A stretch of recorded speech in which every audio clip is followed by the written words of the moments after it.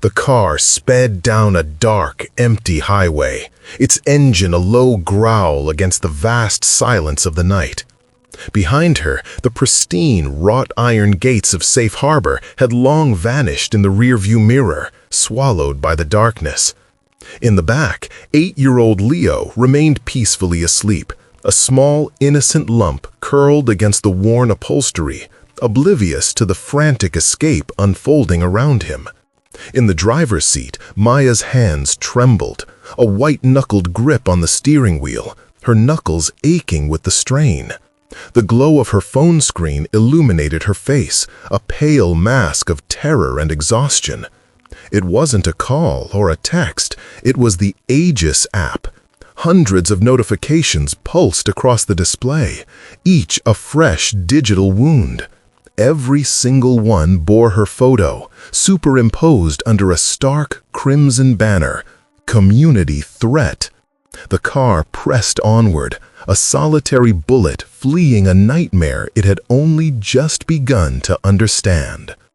It had been a crisp autumn afternoon, the kind where the air bit at your cheeks and turned the leaves to a riot of gold and crimson, when Maya first drove into Safe Harbor. The gate, an imposing wrought-iron edifice manned by a smiling, uniformed guard, had swung open with a hushed, almost reverent sigh. They had passed through a meticulously sculpted landscape where every lawn was an unnatural emerald carpet, every flower bed a perfect symphony of color. The houses, grand and imposing, stood in regimented rows, identical in their tasteful beige and cream, each one a testament to controlled uniformity. It was a vision of suburban utopia, a postcard-perfect world that seemed to hum with an almost unnatural quietude, a suppressed cheerfulness. Leo, usually a whirlwind of questions, had been uncharacteristically quiet in the passenger seat. His small face, usually animated, was pressed against the window, his breath fogging the glass as he took in the serene, almost sterile perfection of their new world.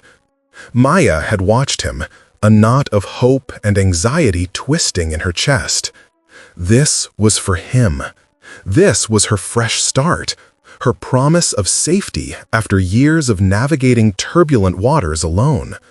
A place designed to soothe, to promise absolute tranquility, absolute security. And Maya, weary from a life that had offered neither, had desperately, desperately wanted to believe it.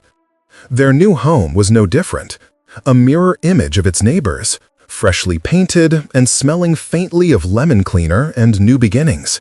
Boxes, a chaotic monument to their past, sat stacked like forgotten memories in the living room, threatening to spill over. Maya had been wrestling with a particularly stubborn carton of kitchenware, feeling the familiar ache in her shoulders, when a cheerful, almost aggressively friendly voice had chirped from the open front door. "Oh, you must be Maya, and this must be Leo." Sarah stood there, a vision of suburban perfection in pastel athleisure, a basket overflowing with homemade muffins in one hand, a sleek tablet clutched in the other. Her smile was wide, unwavering, and a little too bright, like a perpetual ray of sunshine. Leo, initially hiding behind Maya's leg, clutching the sleeve of her sweater, was quickly charmed by Sarah's immediate offer of a freshly baked chocolate chip muffin, still warm from the oven. "Welcome to Safe Harbor," Sarah had declared, her voice bubbling with genuine, if slightly overwhelming enthusiasm. "I'm Sarah, your next-door neighbor. We're all just thrilled to have you. We've been tracking your arrival for days." The last phrase had been delivered with a laugh, but Maya felt a small, unbidden shiver. It was a perfectly innocuous statement, yet it landed with an odd weight. Sarah had launched into a rapid-fire tour of the house's quirks and the neighborhood's amenities, barely pausing for breath. As she spoke, she gestured with the tablet, its screen glowing with a familiar blue icon. "And this, my dear, is your new best friend here in Safe Harbor, the Aegis app." She had tapped the screen with a manicured finger, and a soothing, almost melodic chime had sounded. Maya had smiled, feigning interest as Sarah's finger danced across the screen, pulling up maps, schedules for community events, even a live feed of the main gate. Aegis is everything. It's our security, our social network, our marketplace. It keeps us all connected, all safe. Think of it as our collective eye, always watching out for each other. Sarah's gaze had briefly flickered towards the discreet camera nestled in the eaves of Maya's own porch, then back to Maya, that wide smile still fixed in place. Every single home, every streetlight, every common area is connected. If anything, and I mean anything, happens, we all know instantly. And of course, we use it for reporting anything out of place. Maya had nodded, a polite acknowledgement, forcing herself to ignore the prickle on her neck. The idea of everyone knowing instantly felt less like reassurance and more like a gentle threat, a promise of absolute transparency, absolute visibility. Her deep-seated fear of conflict, her tendency to avoid making waves, urged her to smile and agree. But the muffins were delicious, Leo was giggling with a new friend, and for the first time in a long time, Maya had felt a tangible sliver of hope, a fragile sense of peace. She had downloaded Aegis, created her profile, carefully selecting a friendly, approachable photo, and watched as her digital identity became part of Safe Harbor's intricate web. A welcome notification, bright and cheerful, had popped up on her screen, accompanied by a soft, welcoming chime. Welcome, Maya Leston. Your journey to a safer, more connected life begins now. For a fleeting moment, the unease had receded, replaced by the comforting hum of belonging. For the first few weeks, Aegis truly felt like the promised key to safety and connection. Maya used it to find the best local grocery delivery, to sign Leo up for the community's junior soccer league, and to track the bus schedule for school. Notifications chimed softly throughout her day. Your package has arrived at the community locker. Reminder, community pool hours adjusted. Neighborly tip, the best dog groomer in the district. It was efficient, ubiquitous, and quietly reassuring. Every neighbor she met seemed to glow with a similar contentment, a shared sense of peace born from this hyper-organized existence. The app curated a sense of effortless living, a digital nanny for every need. Then came the incident with Mr. Henderson. It began innocently enough, a casual comment from Sarah over the fence one sunny morning. "Oh, have you seen Mr. Henderson's lawn? Just dreadful, isn't it? Such a shame when we all work so hard to maintain the community standards." Sarah's voice had been light, almost sympathetic, but her eyes had held a glint of something sharper, a hint of judgment barely concealed. Maya had glanced over. Indeed, Mr. Henderson's front yard, directly across the street, was a patch of slightly unruly grass, a stark contrast to the laser-cut precision of its surroundings. A few dandelions dared to bloom defiantly, their cheerful yellow a startling splash against the monochrome perfection. It was hardly a catastrophe, Maya thought, certainly not a cause for community-wide concern.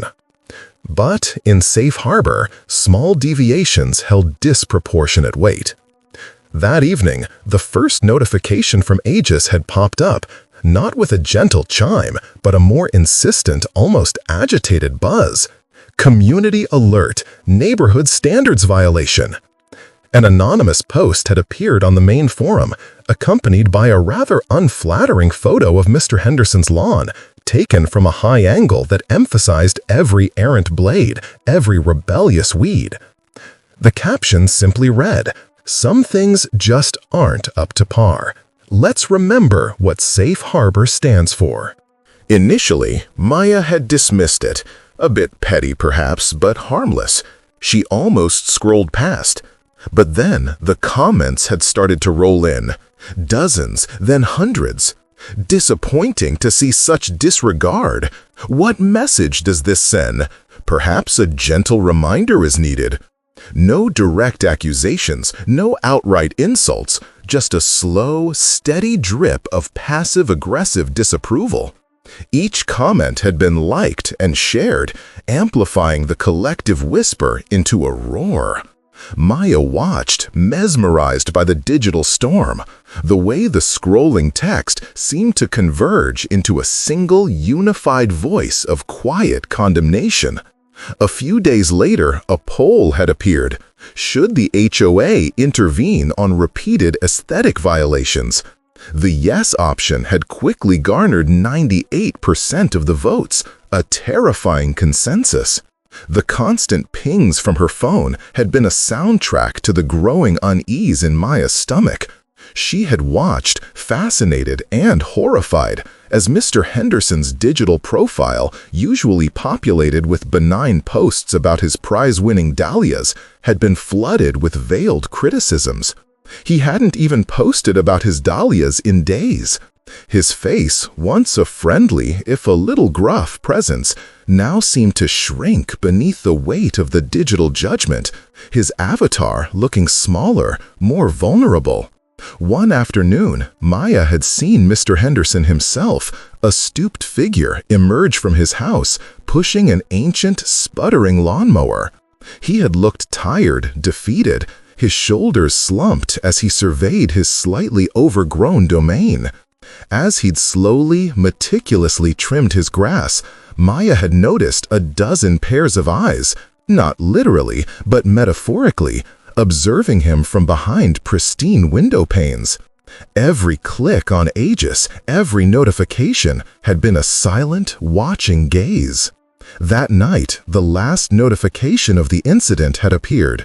Violation resolved. Thank you, Safe Harbor residents, for upholding our collective standards. The post had been accompanied by a new, immaculate photo of Mr. Henderson's perfectly shorn lawn.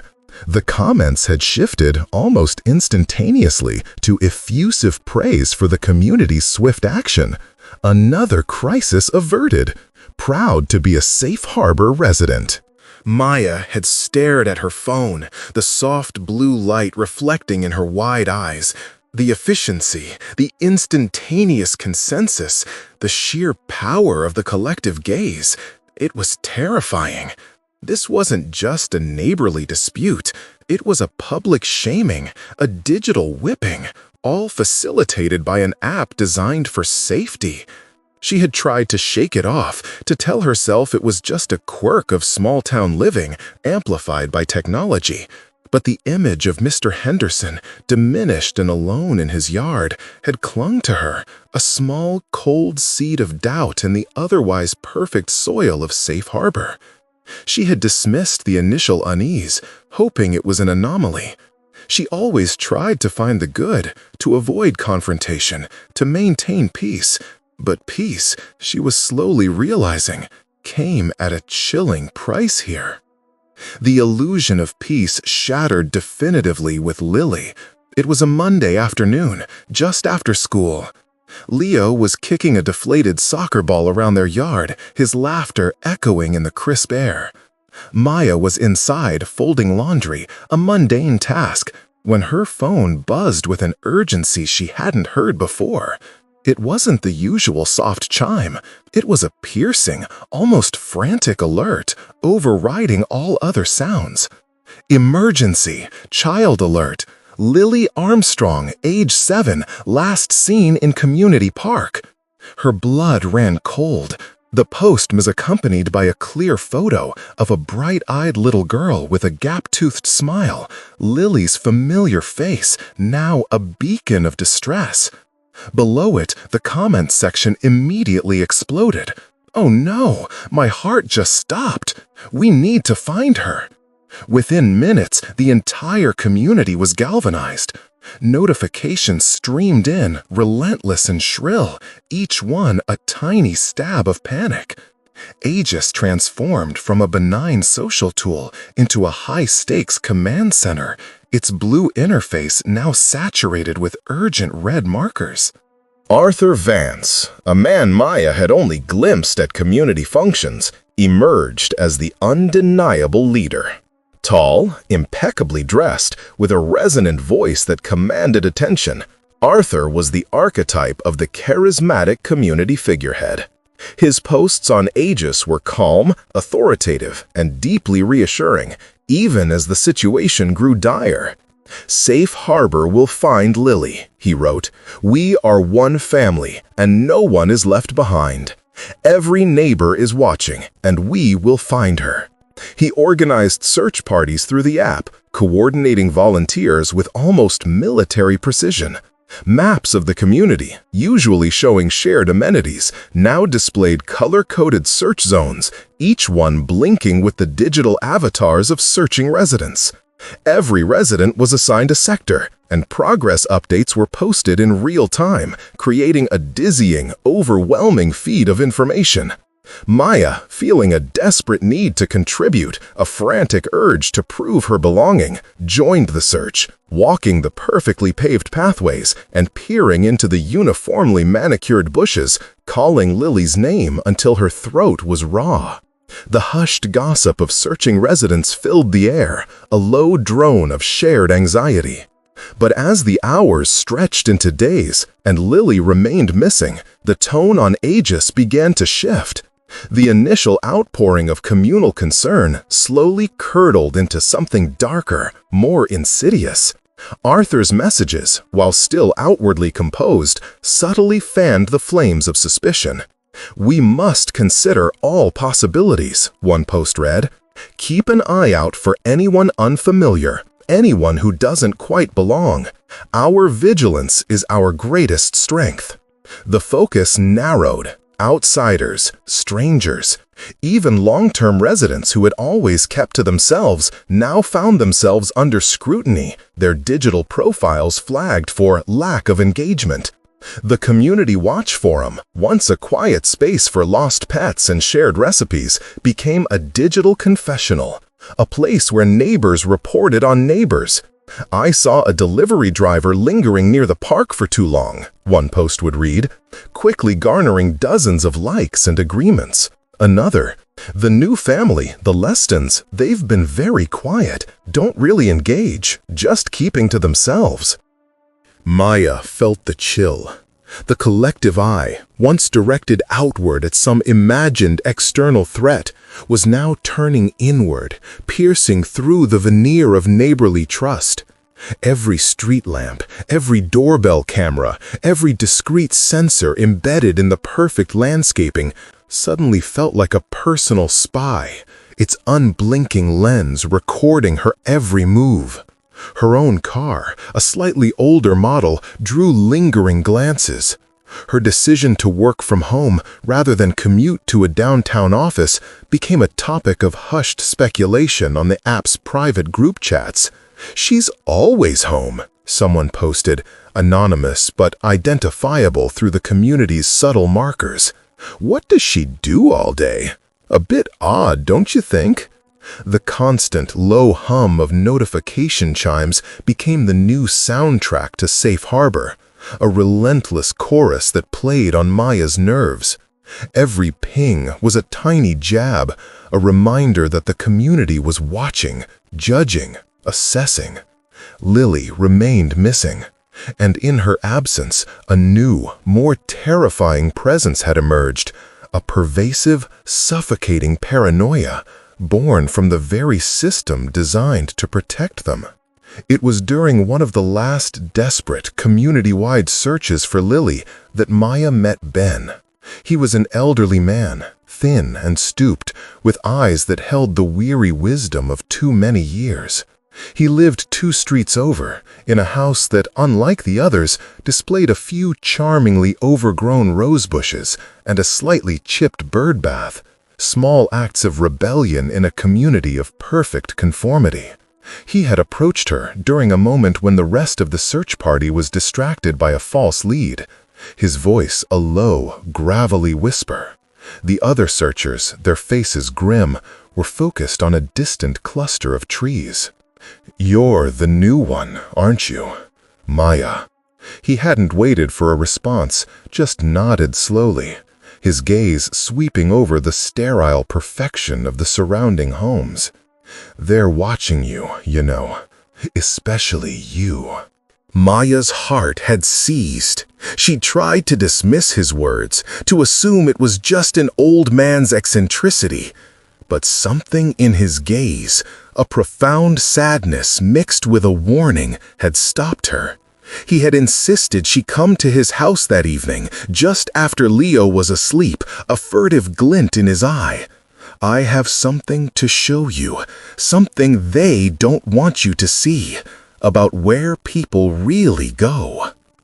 That night, under the cover of darkness, Maya had slipped out. The air was colder, carrying the scent of damp leaves and distant wood smoke, a rare natural scent in this artificial world.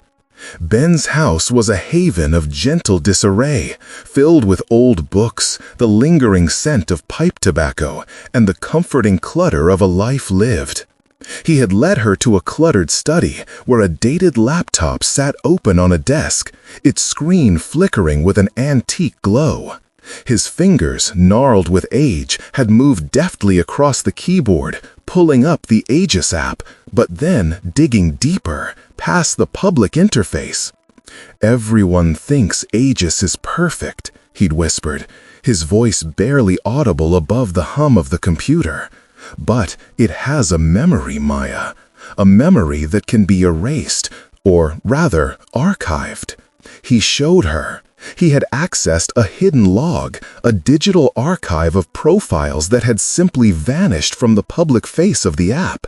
Names that Maya had never seen. People who, according to the official community records, had moved away suddenly, often after a series of increasingly negative community threat notifications. He showed her the before and after, the initial posts, the subtle criticisms, the escalating shaming campaigns orchestrated through the app, and then, simply, nothing. Their profiles wiped, their digital footprint erased, as if they had never existed in safe harbor at all, replaced by a simple, bland announcement. "They questioned Arthur," Ben had explained, his voice flat, devoid of emotion, like he was reciting a well-learned history. "They spoke out. They didn't conform. They were the ones who didn't fit the perfect picture. And then they were gone, replaced by a happy little post. 'The family name has moved on. We wish them well.' A digital alibi, you see, for a very real disappearance." Maya had felt a cold dread seep into her bones, colder and sharper than the autumn air outside. This wasn't just public shaming, it was systematic removal. The community wasn't just watching, it was purging. And Lily's disappearance, it suddenly felt connected, chillingly so. She saw the pattern, the terrifying cause and effect. As she was leaving Ben's house, her mind reeling, a fleeting shadow had detached itself from the deeper gloom by Sarah's living room window. Sarah, watching, the brief glint of a phone screen, then darkness.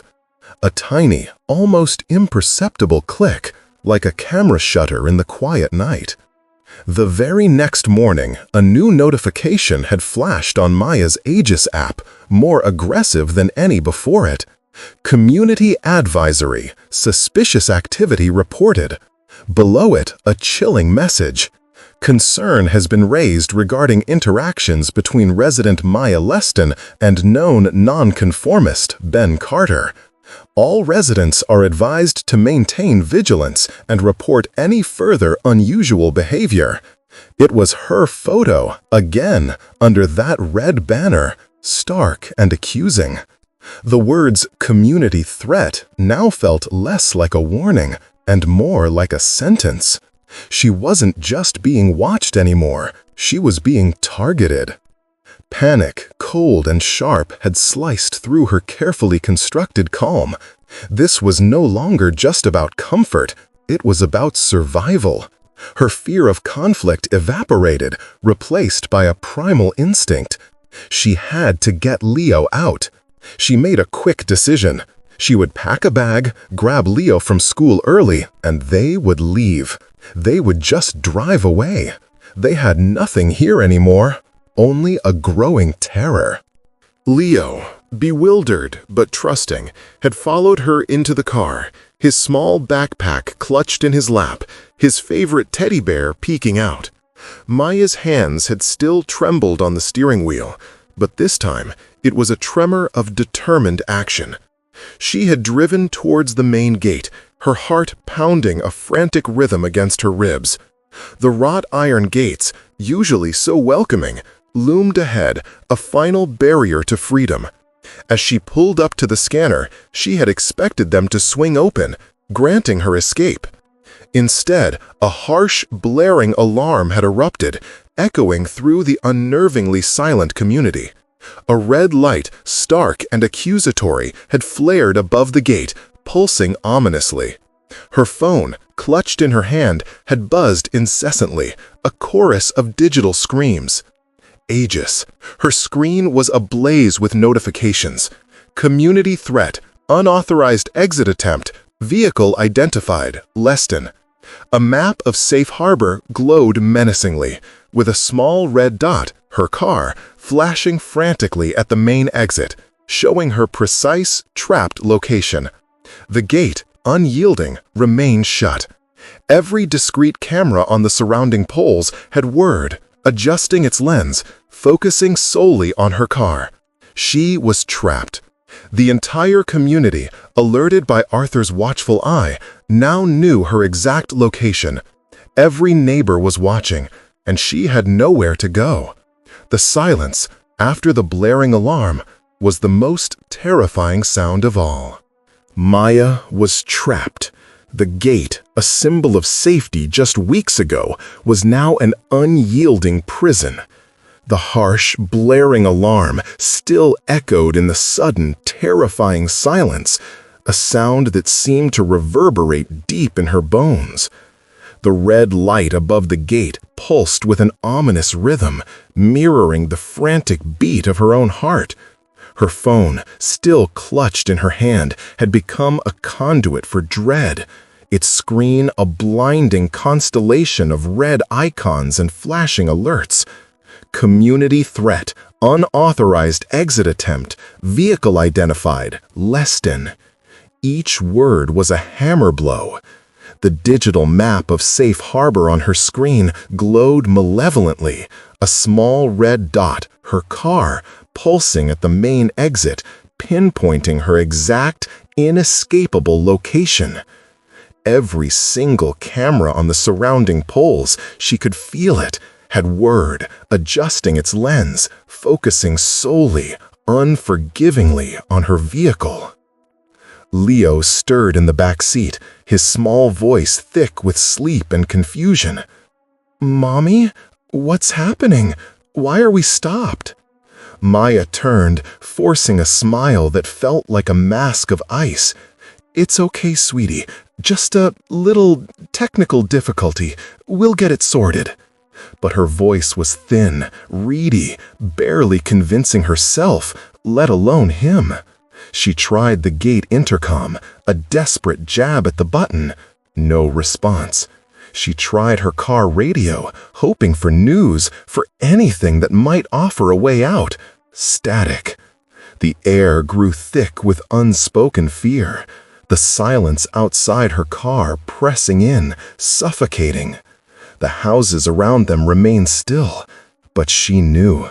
She knew the eyes behind them were watching, every phone in every hand glowing with the same terrifying message. Then, a new notification cut through the fear, vibrating her hand, pulling her gaze back to the screen. It wasn't an alert. It was a private message, an almost invisible flicker at the bottom of the Aegis feed, quickly buried by new threat notifications. A message from Ben. Community festival today, East Common, Pumpkin Patch, Old Tractor, now. Cryptic, desperate. A sliver of hope, sharp and dangerous, pierced through her terror. The Pumpkin Patch, the Old Tractor. She remembered passing it on a walk with Leo, a charming, rustic touch amid the polished perfection. A diversion, a chance. She couldn't use the car. It was a cage, a beacon. It was too late to call Leo's school. She'd already pulled him out. Her mind raced, a frantic kaleidoscope of options, each one slamming shut. She looked at Leo, his innocent face etched with worry. This was for him, always for him. "Leo," she said, her voice firmer now, infused with a newfound resolve. "We're going on an adventure, a secret one." She unbuckled her seatbelt. "We have to be very quiet, like ninjas." She eased the car door open, the soft click echoing in the oppressive quiet. The air outside was cold, biting, but she barely felt it. She unbuckled Leo, scooped him into her arms, whispering urgent instructions. "No noise, honey, not a peep." He clung to her, small and trusting, his face buried against her shoulder. She moved with an unnatural stealth, crouching low, skirting the perfectly manicured lawns, keeping to the shadows of the identical houses. Every rustle of leaves beneath her feet felt like a thunderclap. Every distant siren, every faint hum of an engine sent her heart leaping into her throat. Aegis was still screaming on her phone, a constant shrill chorus of "threat detected, threat detected." She tried to ignore it, to focus on Ben's message, on the faint sounds of a community festival she could now hear in the distance, a muffled country song, the faint shouts of children. The East Common was a whirlwind of autumnal cheer, a stark, almost grotesque contrast to the terror in Maya's heart. Families, dressed in festive sweaters, milled about, sipping spiced cider, children's laughter echoing around a brightly decorated pumpkin patch. A hayride, pulled by a rickety old tractor, chugged slowly around the perimeter, its engine sputtering. It looked like a picture-perfect scene from a magazine, a defiant celebration of normalcy. Yet Maya knew the truth. Beneath the veneer, the community was a coiled snake, its eyes fixed on her. Ben was there, a thin figure hunched near the old tractor, pretending to examine its engine. He caught her eye, a fleeting glance, then subtly nodded towards a gap in the surrounding hedge, almost hidden from view. He then straightened, letting out a loud, exaggerated cough, clutching his chest. "Oh dear, looks like old Ben here needs a bit of a hand," he rasped, his voice cutting through the festival chatter. His face was pale, his movements dramatic. Several neighbors, including Sarah, who had been chatting nearby, rushed over, their faces creased with concern. "Ben, are you all right?" Sarah's voice was sharp, a performative kindness in her tone. Ben dramatically slumped against the tractor. Just a spell, a bit of the old ticker acting up. It was the diversion. Maya knew it. With a surge of adrenaline, she pushed through the crowd, Leo a dead weight in her arms, her head down. She moved like a ghost, blending into the festive chaos, a silent predator in a field of happy prey. The tractor sputtered to life, belching a cloud of black smoke, drawing more attention. Ben, still feigning illness, pointed vaguely towards the hedge where Maya was headed. "I think I saw a family in distress, over there, by the hedge," he gasped. The feigned concern of the crowd quickly morphed into wary curiosity, then alarm, as the Aegis app began to shriek again. "Community threat, Leston on foot, last seen near East Common." The digital map of Safe Harbor on Maya's phone, still clutched in her hand, showed her red dot, now no longer at the gate, but darting across the festival grounds. The chimes were constant, shrill, a cacophony of digital pursuit. The festive atmosphere curdled instantly. The friendly faces of her neighbors, only moments ago full of pumpkin patch cheer, hardened into masks of suspicion, then active pursuit. "There she is!" a voice cried out. "The threat! She's got the boy!" The chase was terrifyingly surreal. Maya ran, Leo's small body surprisingly heavy in her arms, weaving through the rows of pumpkins, past families who now stared with open hostility. Children, their faces painted with happy spiders and witches, pointed with tiny fingers, echoing their parents' alarmed cries. The entire community was alerted. It wasn't a frantic, disordered mob. It was an organized, terrifyingly efficient hunt. Aegis notifications were popping up on every screen around her. She could see them, glowing blue in the fading daylight, held aloft by her pursuers. Leston, located near Old Oak Tree. Moving south, towards Elm Street. Each notification was a tiny tether, pulling her closer to capture. She could hear the hushed gossip, the urgent whispers, like a pack of wolves closing in. Don't let her get away. Think of Lily. She ducked between two identical hedges, their perfectly clipped leaves brushing against her face. Leo whimpered softly, clinging tighter. "Mommy, my tummy hurts." She gasped, her lungs burning, her legs aching, just a little further. She scrambled over a low stone wall, into a backyard that was a pristine wonderland of sculpted bushes and a sparkling fountain. But there was no escape. The house, like all the others, had a doorbell camera. A small red light blinked, recording her every desperate move. She knew, with a sickening certainty, that her image was already being streamed in real time to Arthur, to Sarah, to every single resident. She could hear the crunch of footsteps on gravel, closing in. A chorus of chimes, a digital crescendo, told her they were almost on top of her.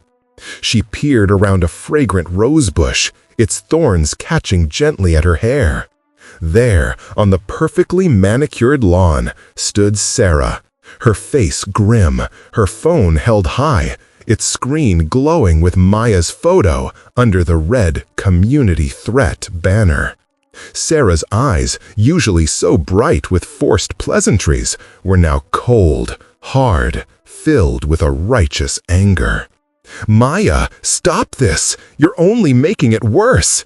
You're endangering the community!" Sarah called out, her voice clipped, devoid of its usual syrupy sweetness.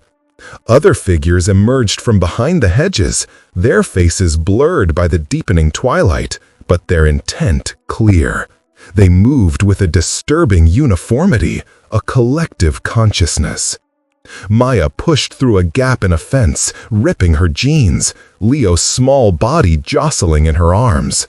She was heading for the woods, a small wild patch of trees at the very edge of Safe Harbor, the only place where the manicured perfection finally gave way to nature. It was their last hope, a desperate gamble. But as she burst out of the trees into a small clearing, she found it, a dead end.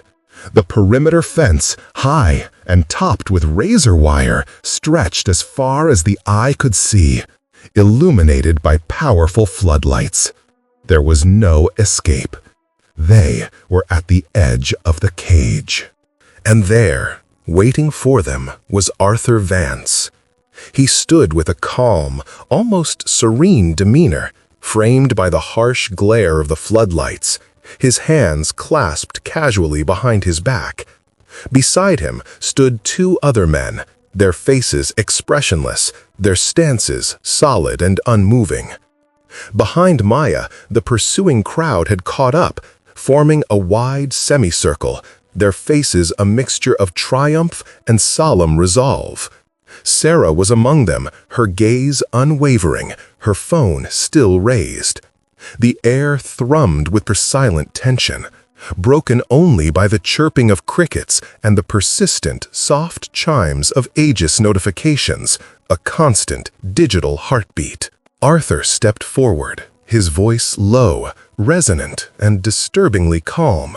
"Maya, you've made this very difficult for everyone, especially for young Leo." His eyes flickered to the terrified boy clinging to Maya.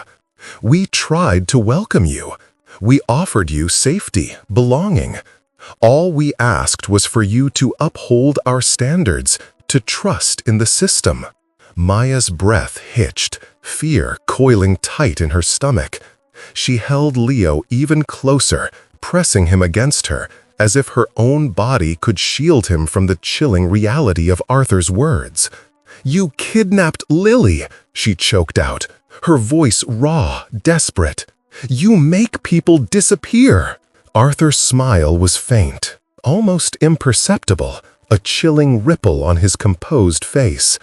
"Lily is a tragedy, a reminder of what happens when vigilance falters, a necessary catalyst, perhaps, to remind us all of our purpose."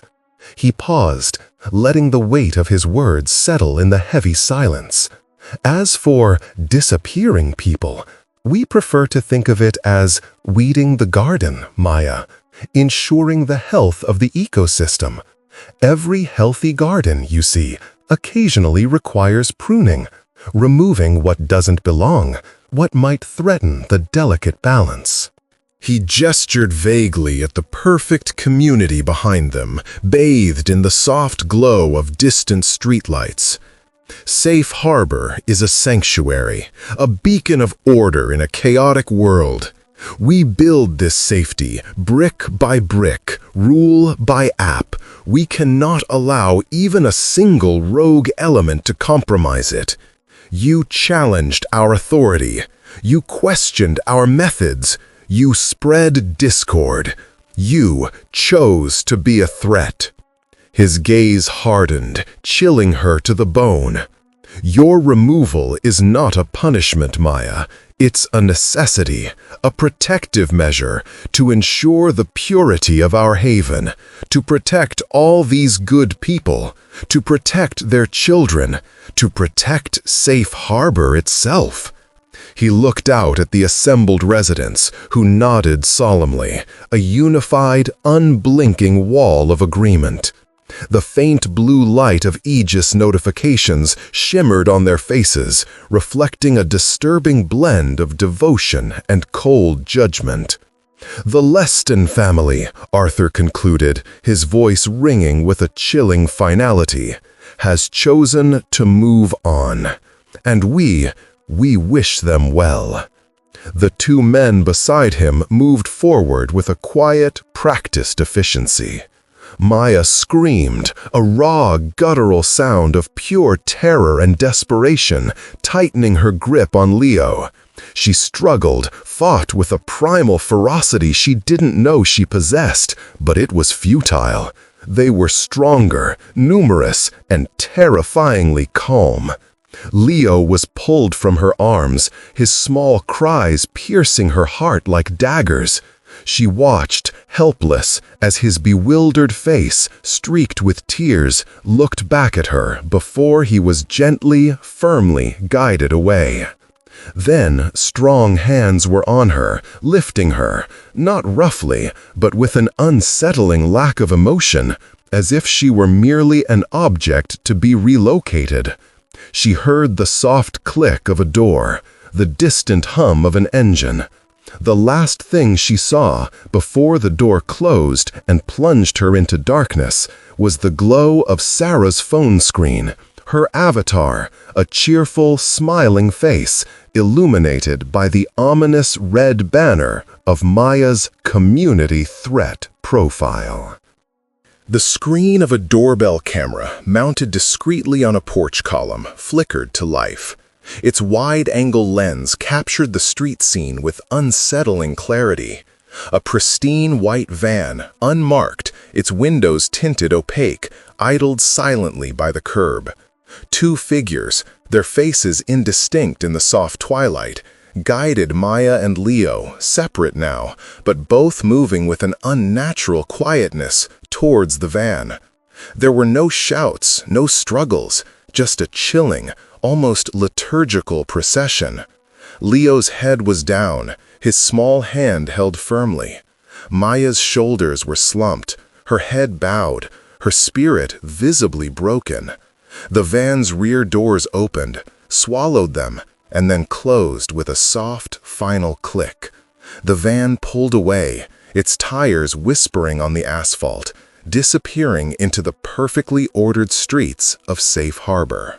Moments later, a new post appeared on the Aegis app, visible to every resident, every neighbor. The video from the doorbell camera, the silent, eerie departure, played on a loop. Below it, a simple caption, almost innocuous, like a gentle farewell to an old friend. The Leston family has moved on. We wish them well. Hundreds of likes and heart reactions flooded the feed. So glad everything worked out. Safe Harbor is safe again. Arthur is truly a visionary. Days turned into weeks.